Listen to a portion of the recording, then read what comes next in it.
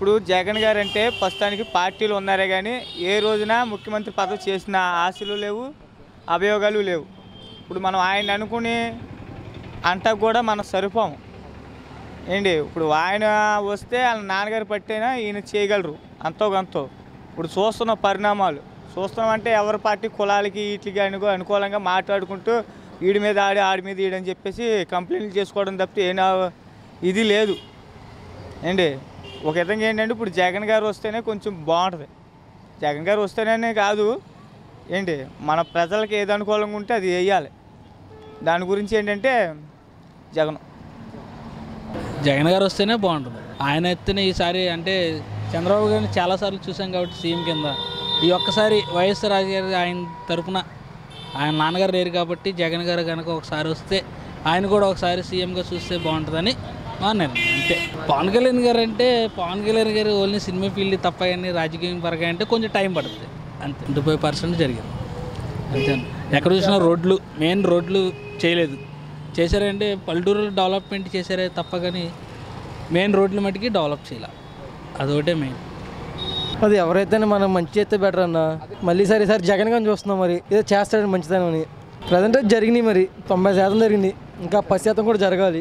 మరి ఆయన అతను కూడా చూడాలి కదన్న, జగన్ అన్న కూడా. నాయకుల్లోనే మార్పు రావాలి. ఆయన మీద అంటే మనం ఏం తెలియదు అన్న. ఆయన మీద జనాల్లో నుంచి రావాలి కదా టాకు. ఓట్లు వేయాలని జనాలు 2 విధాలుగా ఉన్నారన్న. అది ఓటేసేదాకా నమ్మకం లేదు ఆ టయానికి. ఇప్పుడు పోటాపోటీ కంటే మెయిన్ జగన్గా ఉంది మ్యాక్సిమం.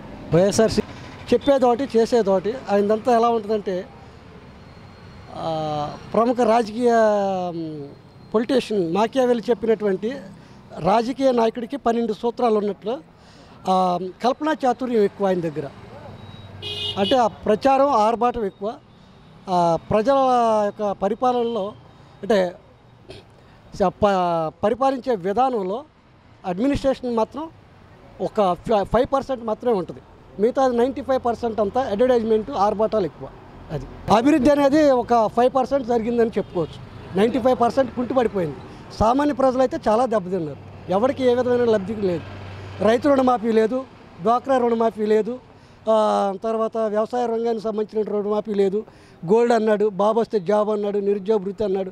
ఇదేంటంటే ఎలక్షన్ స్టంట్లో దగ్గరకు వస్తుంది కాబట్టి ఇప్పుడు అన్ని కొబ్బరికాయలు కొట్టడం, ఓపెనింగ్లు, ఫ్లాపింగ్లు అంతా అడ్వర్టైజ్మెంట్ ఇది ఎక్కువైపోయింది. పవన్ కళ్యాణ్ ఇప్పుడు ఎవరో చూడండి, ఇంకో 20 సంవత్సరాల తర్వాత ఎవరైనా ఆలోచిస్తారేమో కానీ ఇప్పుడైతే ఆయనకు అంత అవసరం లేదు. ఆయన చక్కగా సినిమాలు చేసుకుంటే చాలా బాగుంటుంది. అంటే లాస్ట్ టైం ఎన్నికల్లో చంద్రబాబు నాయుడు బాగా చేస్తాడని చెప్పి ఆయన్ని గెలిపించారు. అయితే ఇప్పుడు చూశారు కదా, ఈ 4.5 సంవత్సరాల్లో చూశారు జనాలు. అయితే అంతగా ఏమీ నాకైతే జరిగినట్టు లేదు. ఏదో వాళ్ళ నాయకులకు తప్ప మిగతా వాళ్ళకి ఏమీ జరిగింది ఏమి లేదు నాకు తెలిసి. అది చంద్రబాబు నాయుడు గారు ఆయన చేస్తున్నాడు పనులు, చంద్రబాబు నాయుడు గారు పనులు చేస్తున్నాడు కానీ మిగతా నాయకులు చేయాలి కదా, దోసుకోవడం సరిపోతుంది. అందు గురించి ఏంటంటే ఈసారి జగన్ గారికి వేస్తే ఆయన ఏమన్నా ప్రజలకు ఏమన్నా తర్వాత ఏమన్నా న్యాయం చేస్తాడా ఏమన్నా ఉద్దేశం ప్రజల్లో ఉంది. మారితేనే కదా ప్రజలు మారేది, నాయకులు మారితేనే. అంటే ముందు ప్రజల్లో మారాలి, ప్రజలు మారితేనే వాళ్ళ నాయకులు కూడా మారతారనుకోండి. అయితే ఆయన కూడా ఒకసారి చూస్తే ఈసారికి ఆయన మరి రాజశేఖర రెడ్డి గారు అంటే అప్పుడు బాగానే చేశాడు అందరికీ.